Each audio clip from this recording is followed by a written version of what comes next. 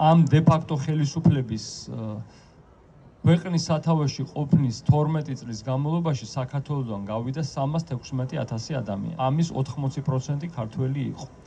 სამაგიეროდ შემოვიდა დაახლოებით 280,000, ყველაზე მეტი რუსი, ბევრად მეტი 200,000 დაახლოებით.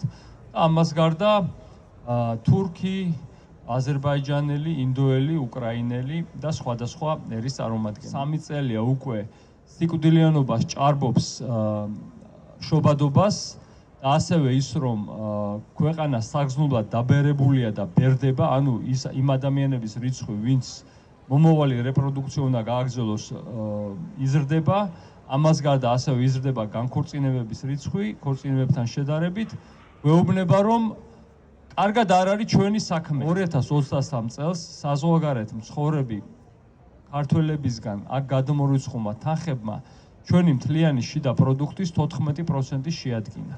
შედარებისთვის მეზობელ სომხეთში იყო 6%. მართალია შაშან ეს ჩვენთან 14% 10-ზე ჩამოვიდა, მაგრამ დიდი ალბათობაა რომ ამის უკან იყოს გადმორიცხვების ახალი ფორმები, რომლებიც ეროვნული ბანკის მიერ არ რეგისტრირდება. ელექტრონული საფულეების მომრავლება, კრიპტო ანგარიშწორების ზრდა წილის და თუნდაც 10 თითქმის ორჯერ მაღალია მეზობელი სომხეთისაზე, რომელსაც ოდესღაც 20% მთლიანი შიდა პროდუქტის საზღვარგარეთთან ერიცხებოდა.